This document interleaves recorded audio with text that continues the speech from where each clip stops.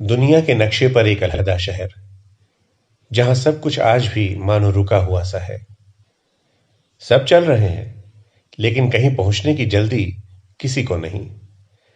खुद में ही खोए बस मानो बहे जा रहे हों। हनुमान जी जैसे कर्मठी व्यक्ति भी शहर में आकर लेटे हनुमान हो गए। कभी कभी मैं सोचता हूं कि कहीं हनुमान जी ने किसी विद्यार्थी के कमरे पर दाल भात चोखा तो नहीं न खा लिया था, जो अलसिया के सो गए। माया है भैया इस शहर की। यहाँ सीनियर चीन बन के रहता है और जूनियर ताइवान। हॉस्टल में रहने वाला अमेरिका तो डेलीगेसी में रहने वाला उसकी सरपरस्ती में पलने वाला दक्षिण कोरिया। यहां रहकर आप कुछ सीख पाए या ना सीख पाए, डीलिंग बाजी और शानदार खाना बनाना जरूर सीख जाएंगे। और फेमिनिज्म के लिहाज से ये एक प्रगतिशील कदम है। दुनिया के किसी भी शहर में रहने वाला व्यक्ति अपने शहर और अपने विश्वविद्यालय को इतना याद नहीं करता होगा जितना कि इस शहर के लोग।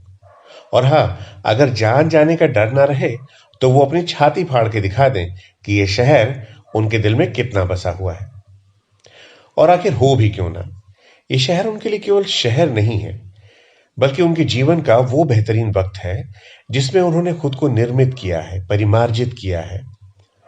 यहां उन्हें वो लोग मिले हैं जिनके साथ उसने जिंदगी ना मिलेगी दोबारा देखकर स्पेन जाने और वहां हवाई जहाज से कूदने का वादा किया है। बुद्ध और महावीर स्वामी के स्तर तक जाकर जीवन को समझा है इसी शहर में। अपनों से दूर गैरों को अपना बनाकर जीने की कला पाई है इसी शहर से। ये शहर अपने आप में एक साथ इतनी समृद्ध धार्मिक, सांस्कृतिक, राजनीतिक, ऐतिहासिक विरासत को समेटता है जिसे शब्दों में नहीं बयान किया जा सकता। पूरी दुनिया के सबसे बड़े धार्मिक जमावड़े अर्थात महाकुंभ को समेटते हुए शहर एक अलग ही रंग दिखाता है।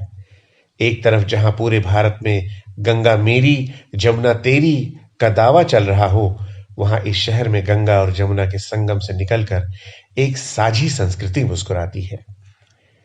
इसी शहर से अंग्रेजों ने भारत के सिरमौर बनने की शुरुआत की, तो इसी शहर में आजाद था, आजाद हूं, आजाद ही रहूंगा का उद्घोष हुआ।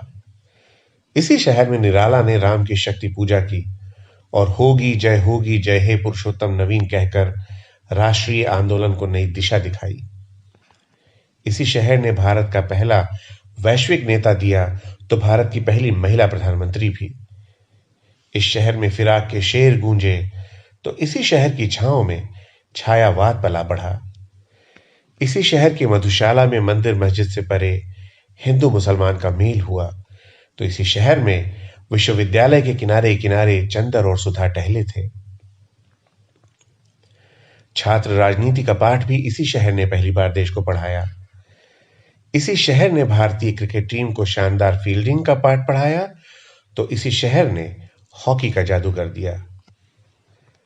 मुझे ऐसा लगता है कि सर, सेटिंग, भौकाल जैसे शब्दों का आविष्कार भी इसी शहर में हुआ होगा। यहां की सुबह बिल्कुल ताजगी भरी है, जिसमें दही जलेबी का स्वाद घुला हुआ है। दोपहर बिल्कुल फ्राई दाल भात चोखा लपेटे अलसाई सी है। और शाम शाम रंगीनियत लिए हाथों में समसामयिकी थामे उत्साह से भरी हुई चाय में उबल रही चाय पत्ती की तरह है। करजन पुल हो या नैनी ब्रिज अथवा अल्फ्रेड पार्क, हवा में वो रवानी है जो पूरी रात न सोने की थकान को भी चुटकी में खत्म कर देती है।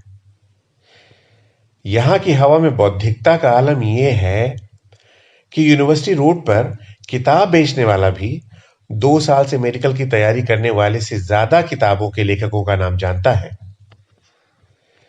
यूनियन हॉल से कल्लू कचौड़ी होते हुए नेतराम की दुकान तक और वहां से लक्ष्मी चौराहे तक जो भीड़ में केवल कपार ही कपार दिख रहा है ना जनाब, उसे बस कपार समझने की गलती कभी मत करिएगा।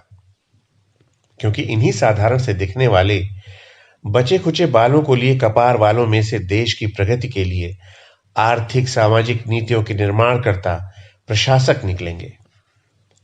तेलियरगंज, गोविंदपुर, सलूरी, बघाड़ा, अल्लापुर, सोहबतियाबाग की भीड़ को कभी भी केवल जनसंख्या में वृद्धि करने वाली भीड़ समझने की गलती मत करिएगा। ये पकौड़ा तलने के लिए नहीं पैदा हुए हैं, वरन ये वो लोग हैं जिनके कंधे पर भारत अपनी स्वर्णिम यात्रा तय करेगा।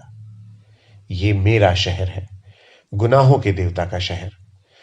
उस तोड़ती पत्थर वाली का शहर है, मधुशाला का शहर है, नीरजा और दीपशिखा का शहर है। गंगा जमुना के संगम का शहर है, ये मेरा इलाहाबाद है।